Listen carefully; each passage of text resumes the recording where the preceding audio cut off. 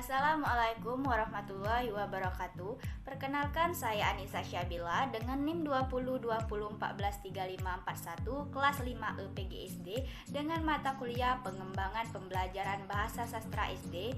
Mengenai materi yang akan saya bahas yaitu pembelajaran sastra berbasis karakter dengan dosen pengampu Dr. Darwin Effendi, Magister Pendidikan. Langsung saja yang akan kita bahas pertama yaitu pendidikan karakter. Pendidikan karakter itu sendiri menurut Kamus Besar Bahasa Indonesia berarti sifat-sifat kejiwaan, akhlak atau budi pekerti.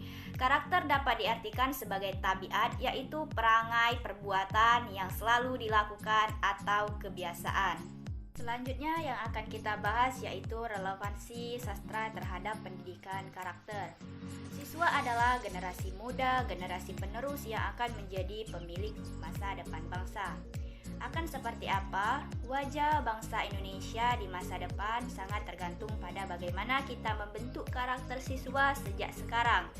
Oleh karena itu, membangun karakter siswa menjadi pekerjaan bersama, khususnya para guru dan orang tua yang amat penting. Mengajarkan di sekolah, termasuk pengajaran sastra, menjadi tumpuan yang sangat vital. Jika kita gagal membentuk karakter yang positif dan unggul pada diri siswa, bisa-bisa masa depan bangsa ini akan semakin terpuruk, sehingga harapan atau tindakan akan kehilangan kepribadian yang gampang dijajah serta diperbudak oleh bangsa lain yang lebih adidaya. Belajar sastra adalah salah satu keterampilan yang imajinatif dan komunikatif bagi siswa sebagai pecinta maupun penikmat sastra. Di dalamnya terdapat muatan pendidikan yang tersirat dan tidak bersifat doktrin. Siswa juga bisa mencerna sesuai dengan pengembangan jiwanya dan membuatnya sangat peka terhadap karya sastra itu sendiri. Kenyataan ini menunjukkan bahwa sastra sangat relevan dengan pendidikan karakter. Karya sastra syarat dengan nilai pendidikan akhlak seperti dihendaki dalam pendidikan karakter. Cerita rakyat, contohnya Jaka Tarub, mengajarkan anak mengenai pentingnya menjunjung tinggi nilai kejujuran dan kepercayaan. Cerita binatang, Pelanduk Jenaka, mengandung pendidikan tentang harga diri, sikap kritis, dan protes sosial. Sementara itu, bentuk puisi seperti pepatah, pantun, dan bidal penuh dengan nilai pendidikan. Selanjutnya yang akan kita bahas mengenai pembelajaran sastra berbasis karakter. Sejak tahun pelajaran 2012, Depdiknas telah berketetapan bahwa materi pendidikan karakter akan diberikan mulai dari jenjang PAUD atau pendidikan karakter usia dini hingga perguruan tinggi. Implementasi pendidikan karakter dalam kurikulum dapat melalui 3 jalur, yaitu yang pertama, integrasi dalam mata pelajaran, yang kedua, integrasi dalam muatan lokal, dan yang ketiga, kegiatan pengembangan diri. Karakter adalah watak, tabiat, akhlak, atau kepribadian seseorang yang terbentuk dari hasil internalisasi sebagai kebijakan atau nilai, moral, norma yang diyakini dan digunakan sebagai landasan untuk cara pandang berpikir, bersikap, dan bertindak. Adapun perilaku pendidikan karakter harus dimulai dari guru, dosen. Tidak hanya dituntut mampu mengajar konsep karakter, tetapi juga harus mampu menerapkan diri agar berkarakter.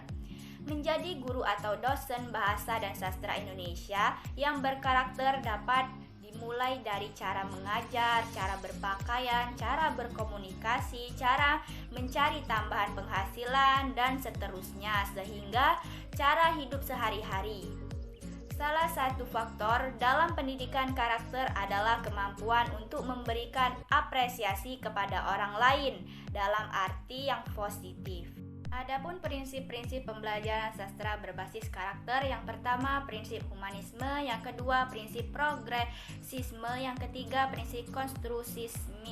Selanjutnya pemberdayaan pembelajaran sastra di sekolah. Dalam standar isi mata pelajaran Bahasa Indonesia Kurikulum 2016 atau KTSP disebutkan bahwa mata pelajaran Bahasa Indonesia bertujuan antara lain agar peserta didik memiliki kemampuan menikmati dan memanfaatkan karya sastra untuk memperluas wawasan, memperhalus budi pekerti, serta meningkatkan pengetahuan dan kemampuan berbahasa juga, menghargai dan membanggakan sastra Indonesia sebagai zana budaya dan intelektual manusia Indonesia. Adapun beberapa strategi yang bisa dilakukan yaitu sebagai berikut. Yang pertama, memasukkan pendidikan karakter ke dalam semua mata pelajaran di sekolah. Yang kedua, slogan-slogan atau yel-yel yang dapat menumbuhkan kebiasaan semua masyarakat sekolah untuk bertingkah laku yang baik. Yang ketiga, membiasakan perilaku yang positif di kalangan warga Indonesia. Dan yang terakhir, yang keempat, melakukan pemantauan secara kontinu. Selain strategi tersebut, guru sebagai pendidik juga harus mempunyai keterkaitan terhadap sastra.